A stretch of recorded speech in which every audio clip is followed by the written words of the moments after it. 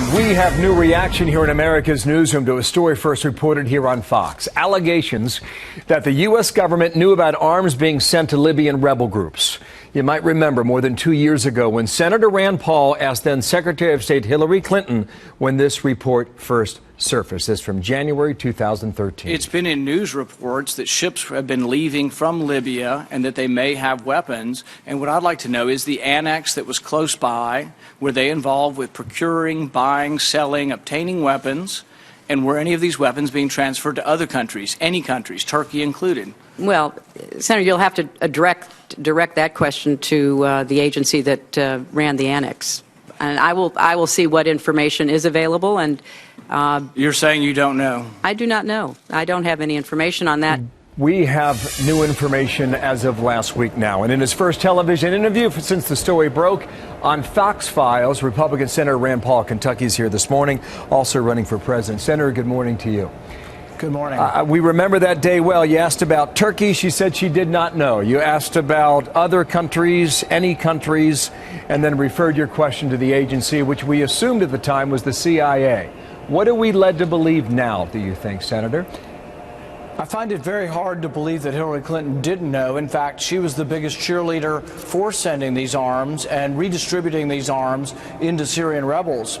And the reason why this is an important issue, many of the people who receive these arms are not friends of America. Many of them are linked to Al-Qaeda, Al-Nusra, and some of these weapons may well have wound up in the hands of people who became ISIS. So this is no small fact. Whether she told the truth is a big deal, and some of the emails coming out about Benghazi indicate that maybe she did know a lot more about this arms trade than she let on. And I don't think our public officials should be allowed to come before congressional committees and lie. But it's also concerning because the big problem we face now with ISIS, did it have anything to do with Hillary Clinton arming people who either became ISIS or who were friends or allies of ISIS? You dropped the L word. Was she lying, Senator? Is that what you're saying? I think there's a very good chance, because I think there's no way that Hillary Clinton did not know about this. Her private emails show that she was the one supporting arming these people. And the other thing is that I think some of these arms were going through Qatar. And a lot of news reports are saying that Qatar was very indiscriminate in the way they distributed these arms. But there were actually weapons that have shown up in Afghanistan that were U.S. weapons used against us that came through Qatar. So I think we have to be very careful. And when we select a commander-in-chief, do we want a commander-in-chief who is so sloppy about who they give arms to that we're now at war again with ISIS, that is using, they have $1 billion of our Humvees, for goodness sakes. But really, the question needs to be asked of Republicans and Democrats, was it a good idea to give people arms who were fighting alongside ISIS? I understand the case you're making. These are strong allegations. You say there is evidence in emails. Have you seen those emails? Can you prove it? Because based on some of our reporting, the emails are missing. Well, some of the emails were what I saw in the report that Catherine Herridge did, and some of these are emails that have been broadcast. But the emails basically indicate that she was a supporter of arming folks who are involved in the Syrian civil war. Many of the people involved in the Libyan civil war actually were people who had been in prison before as jihadists. So really, it's a bad public policy. And then there's a question of whether or not she was being honest with me in the committee about whether she knew. Do I have proof? No, but I have a strong suspicion that she was not telling the truth. More than 2 years ago, you received a letter when she was the Secretary of State. And part of that letter said the U.S. government is not involved in any transfer of weapons from Libya to Turkey. Well, was that the factual? thing is that, well, they stated a very specific thing to Turkey. Turkey was simply a conduit to giving them to Syrian rebels.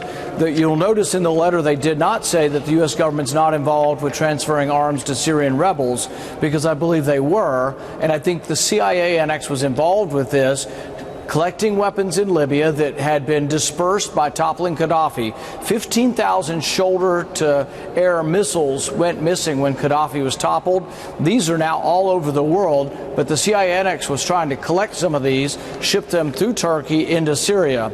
So when she said she didn't know anything about Turkey, the real question was Syria. So my follow-up question was, or any other countries, and she said no, that she was unaware of any arms leaving Libya and going to any other countries. I believe that to be factually false, and I think she was dishonest with the American public. But even more than her dishonesty, we need to recognize and debate, was it a good idea to give weapons to people allied with Al-Qaeda, ISIS, and al-Nusra, with radical jihadists? We are now at war against people who are killing and chopping the heads off of Americans and Christians, but these people were allies of those that we were giving weapons to. That was a huge foreign policy mistake, and that was led by Hillary Clinton and some hawks, frankly, in my party. Two more questions quickly. What does all this mean? What does it prove? What does it lead? I think it's most important for the question moving forward, as Hillary Clinton's being investigated with Benghazi, whether or not she was telling the truth or whether she lied to Congress. But it's also very important when developing a foreign policy as we move forward.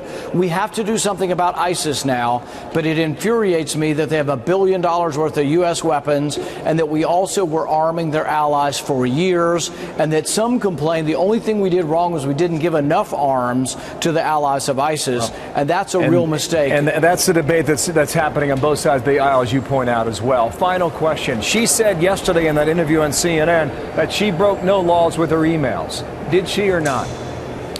Well, she broke several laws. One of the laws says that she used a new government email address and a government server. And I think we're finding out more and more, and we'll be trying to find out more and more about whether any of these were sensitive or classified. We have to trust her because she deleted all of her emails, which indicates to me that perhaps there was something to hide. Senator, thank you for your time. This story goes on. Rand Paul from the Hill today. Thank you, sir, for coming back.